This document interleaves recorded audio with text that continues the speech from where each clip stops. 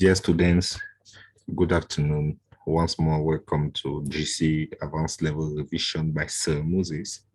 Today, we are going to focus on important tips in A-level history. Master these tips and you will never fail advanced level history.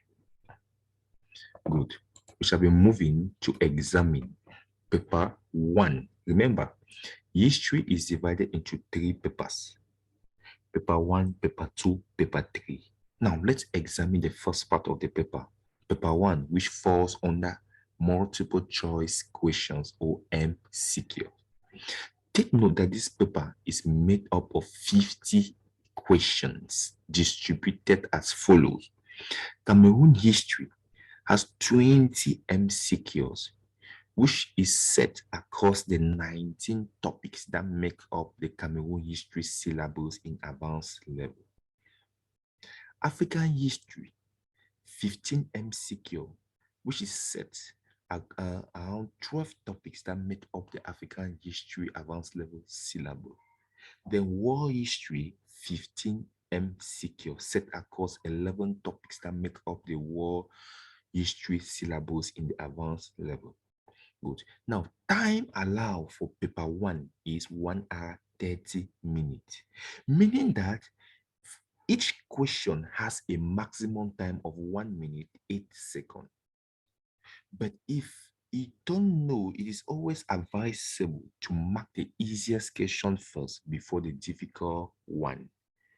Now, paper 1 of the advanced level history constitutes 40% of the total advanced level history examination.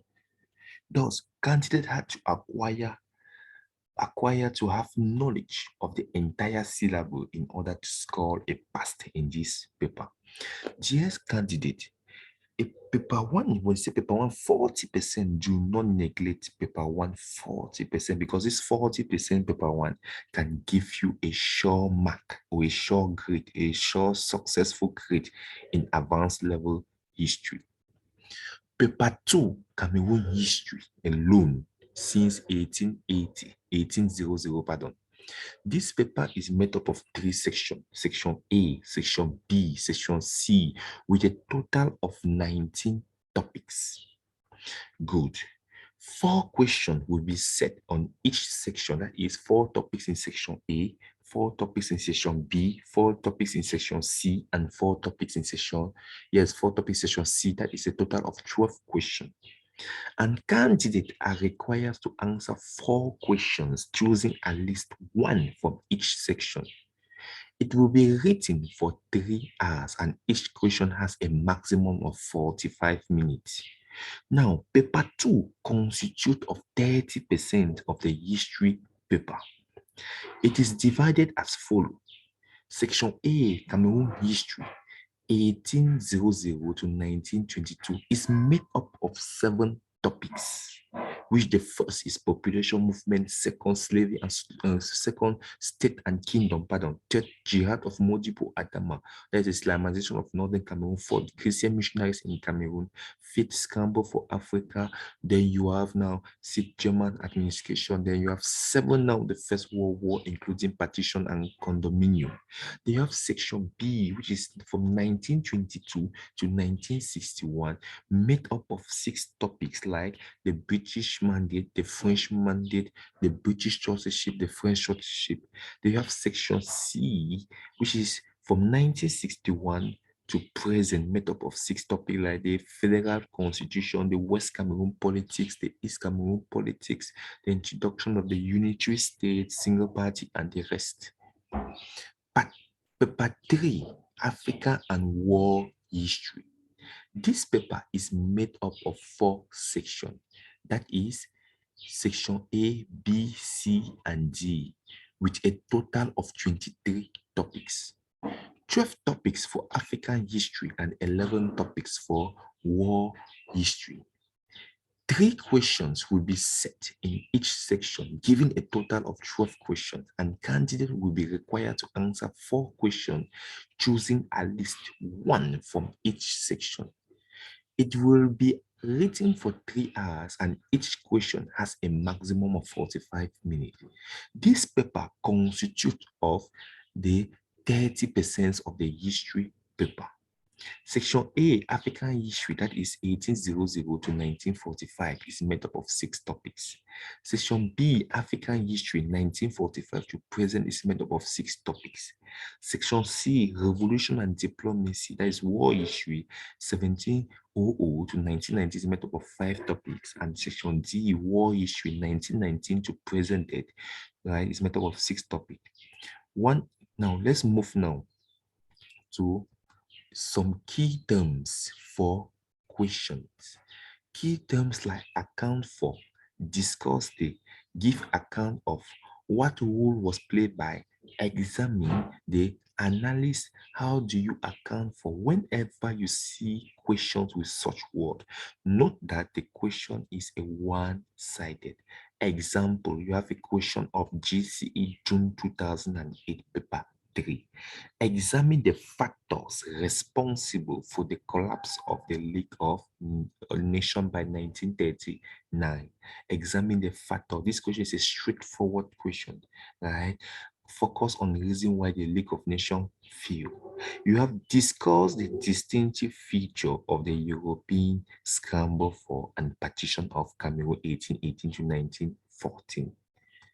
Then, 2-part or double focus questions in the GCE. In this type of question, one part is often hidden, and the examiner sometimes often gives you a particular factor he wants you to start with. Below are examples of some of the words that qualify 2-part question. To what extent? How far do you agree? Critically examine the validity of this statement. With what degree of success?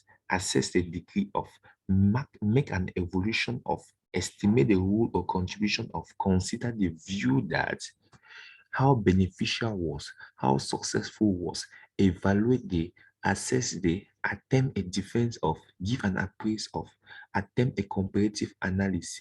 Whenever you see this word in questions, know that these questions are always what? 2-sided question. The examiner often attempts to give you a particular factor which he wants you to start with. For example, look at this question of June 2008. Question 9.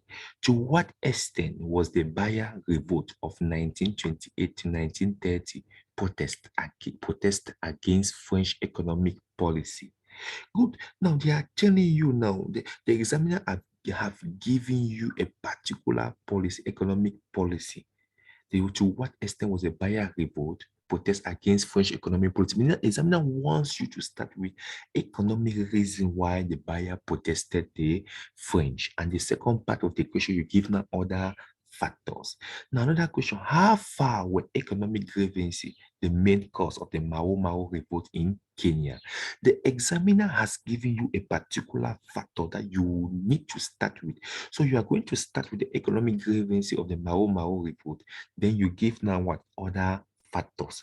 So with such question, the examiner gives you the type of a particular factors which he wants you to start with before giving this other factor or your own factors in the second part. 2-part question that requires only consequence. When you see a word like a mixed blessing, critically examine the socio-economic repercussion, assess the social economic benefit.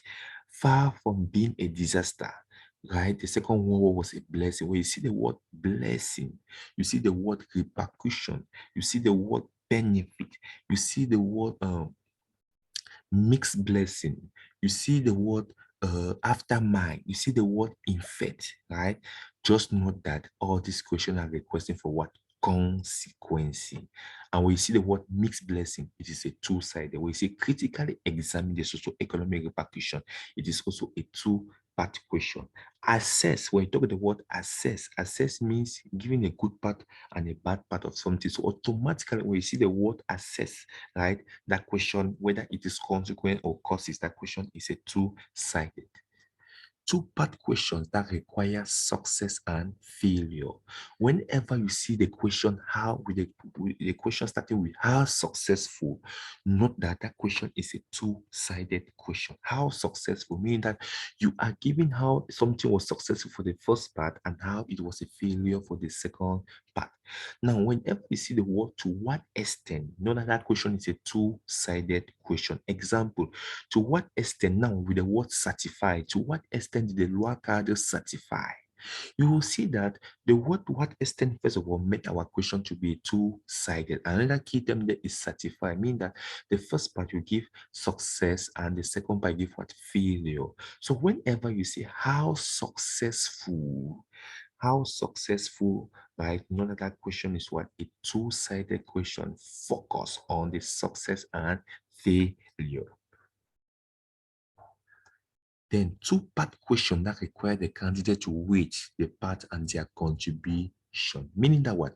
Questions that come, for example, telling you that which contributed more to the scramble for Africa in the second half of the 19th century, internal or external factors. These questions, wherever you see this type of question, they are always two-sided. You give internal factor for the first part and external factors for the second part. Then at the conclusion, you appraise or you give a judgment that this one was more than this one. An example, who takes greater credit for the reunification of Cameroon in 1961, Jongu Foncha or Amadou Ahidjo? After analyzing the two personnel, you take a stand and you give the person who took greatest credit. Which contributed more for abolition of the West African slave trade in the 19th century, the British Royal Navy or the founding of Sierra Leone? You give and you appraise. At the end of the day now, you give a valid judgment. Good, dear student, here comes to the end of our class. Hope after this you will master the syllable without any problem.